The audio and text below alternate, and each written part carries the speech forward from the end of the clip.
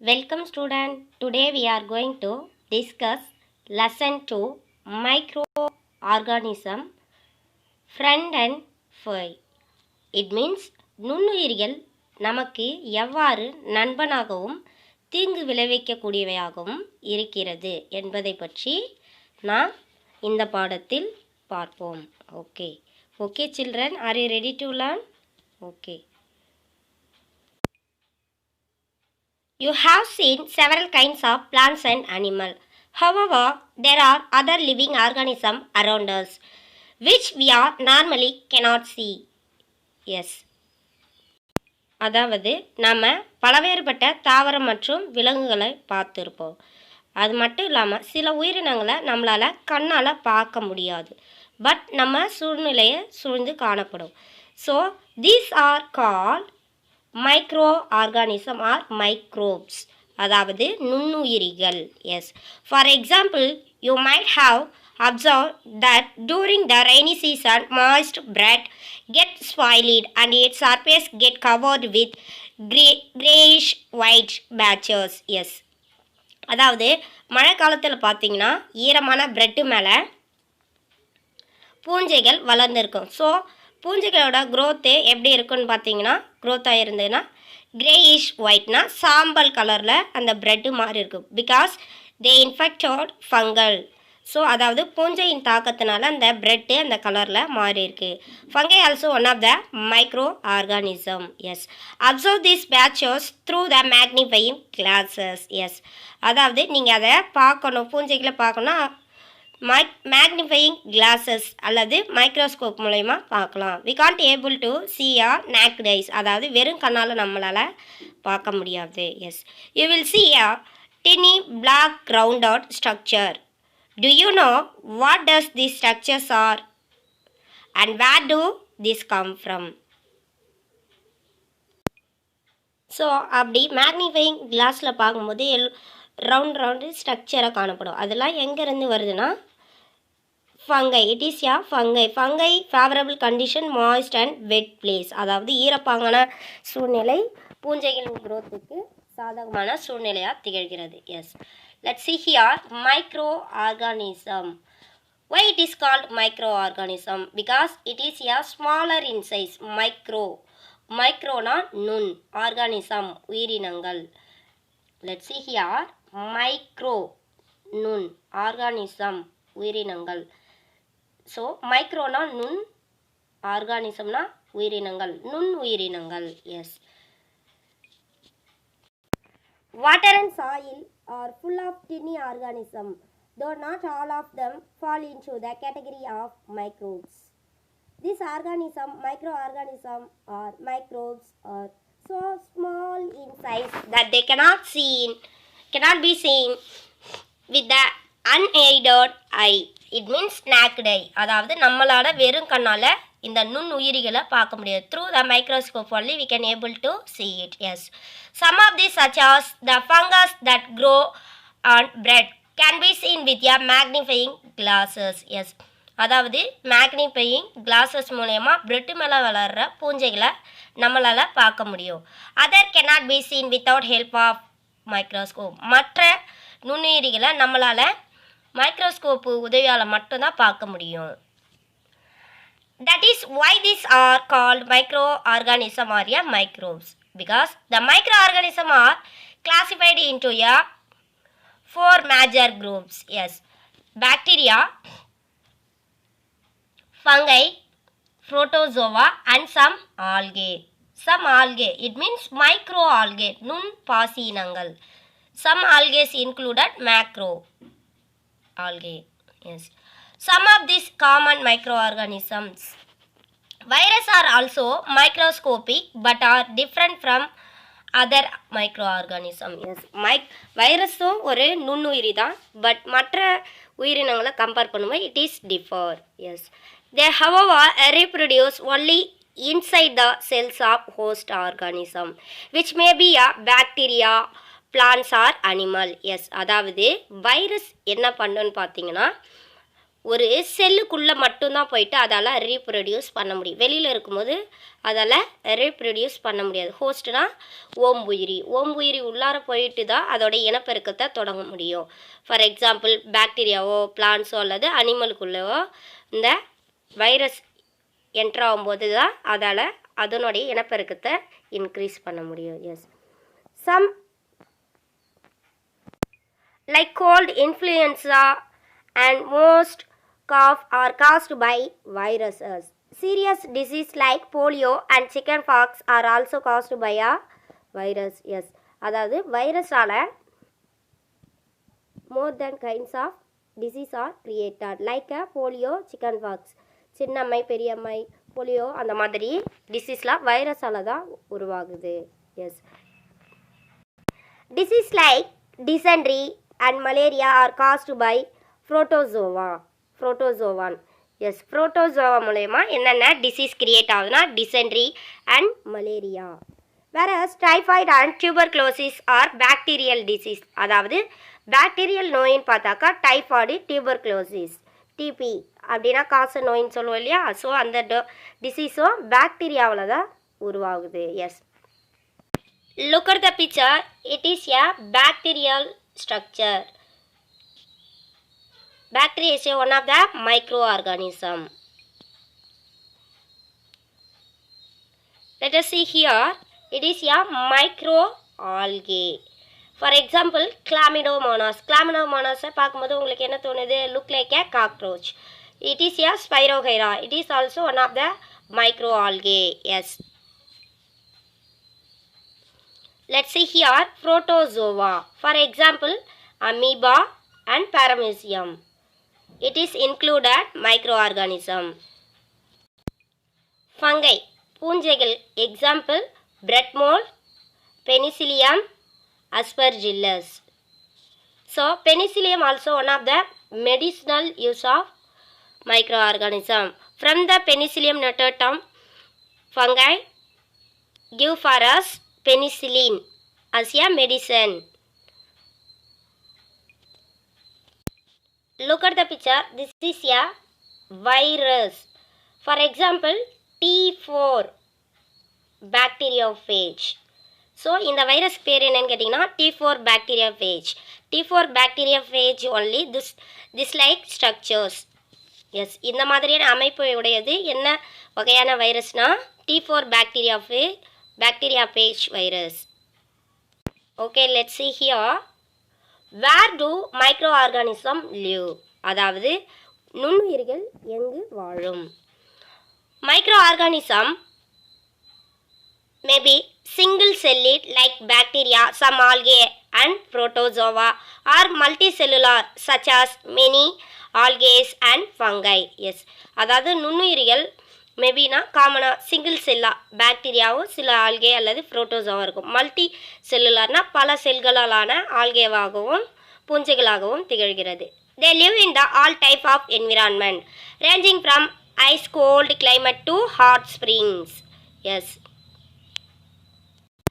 அதாவது இந்த நுண்ணுயிரிகள் எல்லா வகையான சூழ்நிலையிலும் வாழக்கூடிய ஒரு உயிரினமாக திகழ்கிறது. குளிர்ந்த நிலையிலிருந்து ஹாட்டான நிலை வரைக்கும் வாழக்கூடிய உயிரினங்களாக நுண்ணுயிரிகள் திகழ்கிறது. Based on the favorable condition. Yes, and desert to marshy lands.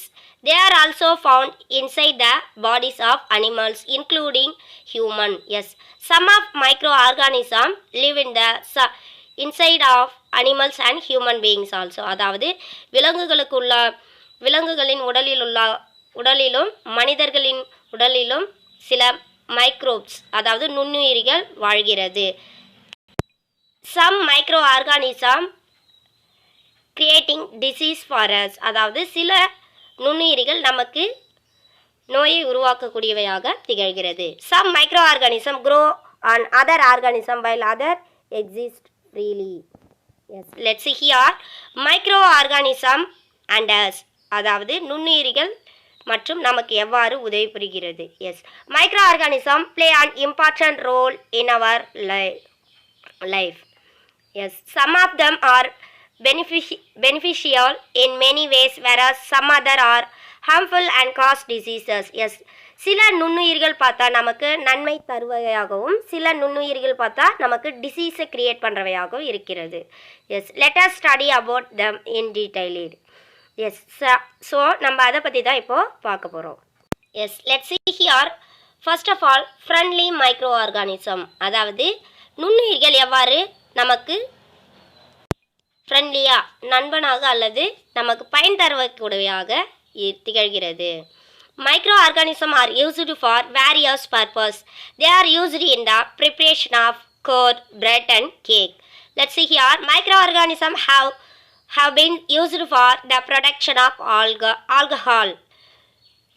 Yes, for example, yeast is used for production of alcohol.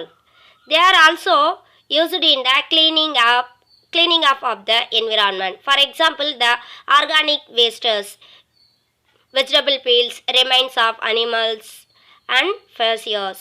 S, அதாவது சில நுண்ணுயிரிகள் நம்மளுடைய சூழ்நிலையை சுத்தம் செய்பவைகளாக திகழ்கிறது.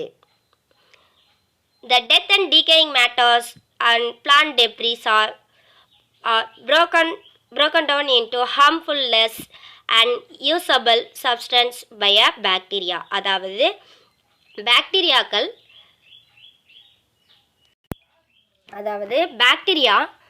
சில பாக்டீரியாக்கள் இறந்த உடலங்கள் அல்லது வெஜிடபிள் காய்கறி வேஸ்ட்டு, அனிமல் வேஸ்டேஜ் அதெல்லாம் இருக்கு இல்லையா, ஸோ அதெல்லாம் என்ன பண்ணேன்னா ஹார்ம்ஃபுல்னஸ் நமக்கு தீங்கை குறைத்து அதுக்கு தேவையான சப்ஸ்டன்ஸாக பாக்டீரியாக்கள் யூஸ் பண்ணிக்குது. Yes, recall that bacteria are also used in the preparation of medicine. Yes, some bacteria medicine prepare பண்ணுறதுக்கு யூஸ் பண்ணுறோம். In agriculture they are used to increase soil fertility by fixing nitrogen. Yes, சில பாக்டீரியாக்கள் மண்ணுடைய வளத்தை கூட்டுவதற்கு உதவி புரிகிறது. For example, Nitrobacter அப்படின்ற bacteria சாயிலில் இருக்கிற, அதாவது காற்றில் கலந்து இருக்கிற நைட்ரஜனை மண்ணில் நிலைப்படுத்தி நைட்ரஜன் கண்டென்ட்டை சாயிலுக்கு இன்க்ரீஸ் பண்ணக்கூடியதாக திகழ்கிறது. Yes, the next, making of curd and bread. Yes, the milk turned into curd by bacteria. Yes, அதாவது பால் தயிராக எப்படி மாறுது? through the microorganism like bacteria.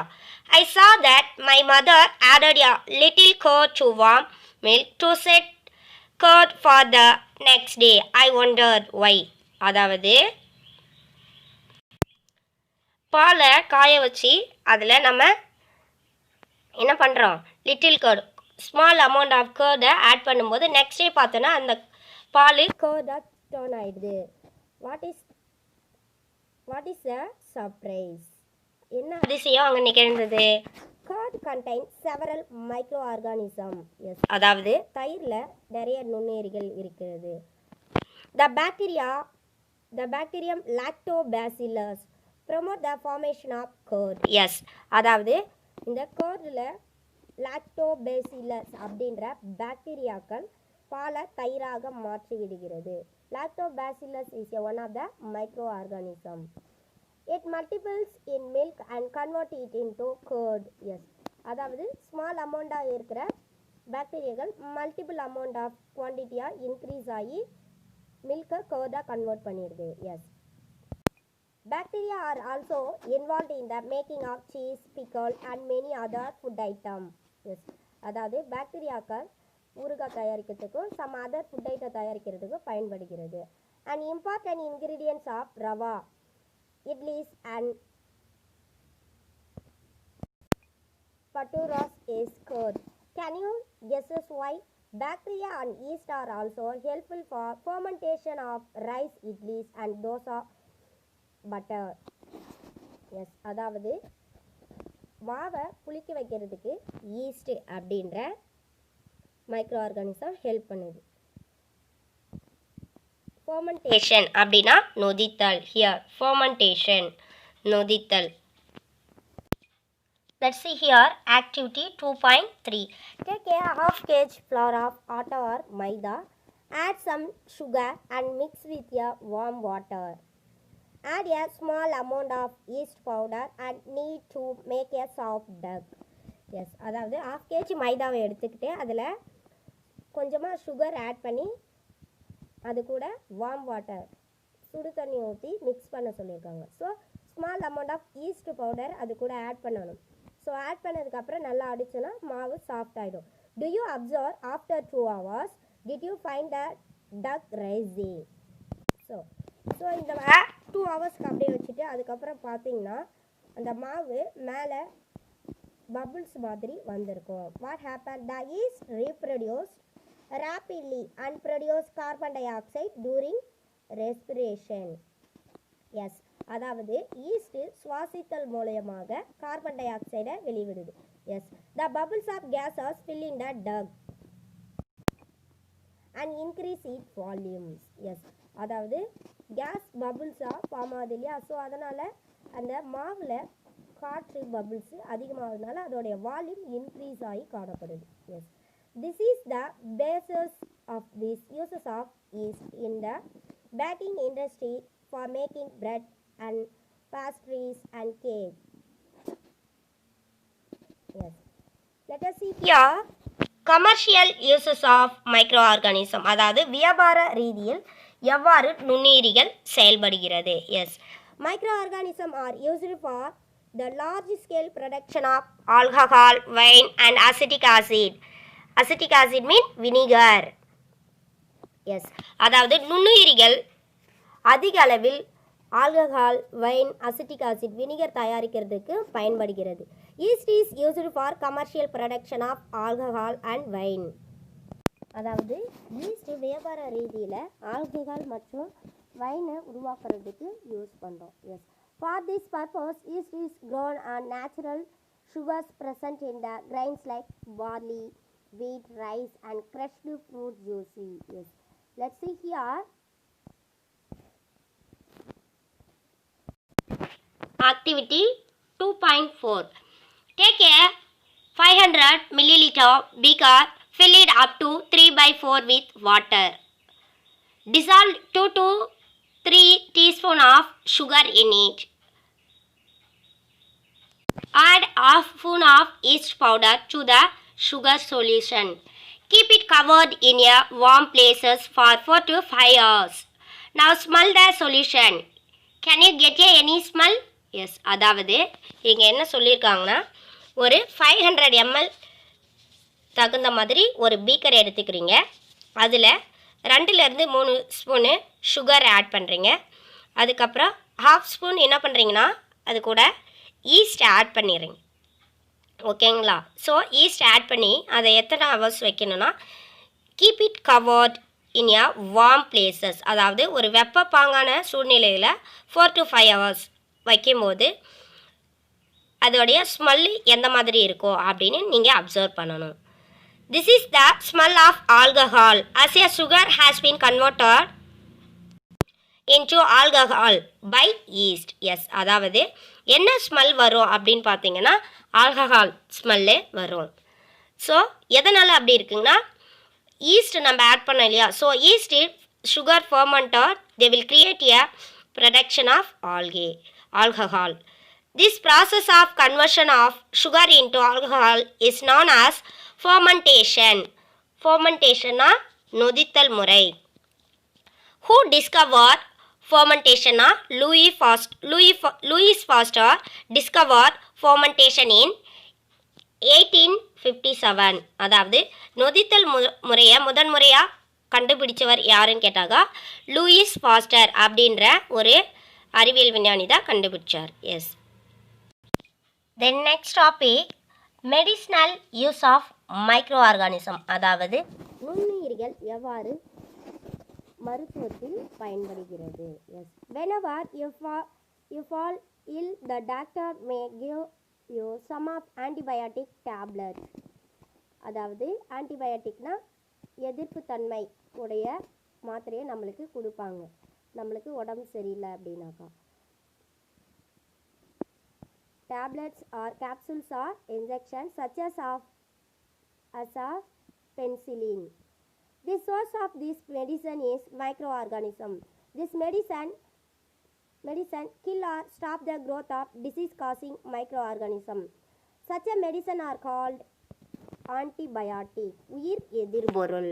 S, அதாவது ஒரு உயிரினத்தை கொல்றதுக்கு இன்னொரு உயிரினத்திலிருந்து மருந்து தயாரிக்கிறாங்க இல்லையா, ஸோ அந்த மாதிரியான மருந்துக்கு பேர் தான் நம்ம ஆன்டிபயாட்டிக், அதாவது உயிர் எதிர்பொருள் அப்படின்னு சொல்கிறோம். எஸ், ஃபார் எக்ஸாம்பிள் நம்மளுக்கே உடம்பு சரியில்லை அப்படின்னா ஃபார் த இன்ஃபெக்ஷனாக such a kinds of other organism, so அதை நம்ம ப்ரிவெண்ட் பண்ணுறதுக்கு நம்ம ஆன்டிபயாட்டிக் யூஸ் பண்ணுறோம். ஃபார் எக்ஸாம்பிள் பெனிசிலின்றது பெனிசிலின் நொட்டேட்டம் அப்படின்ற ஒரு ஃபங்கை ஆர்கானிசம்லேருந்து தான் டிரைவ் பண்ணுறோம்.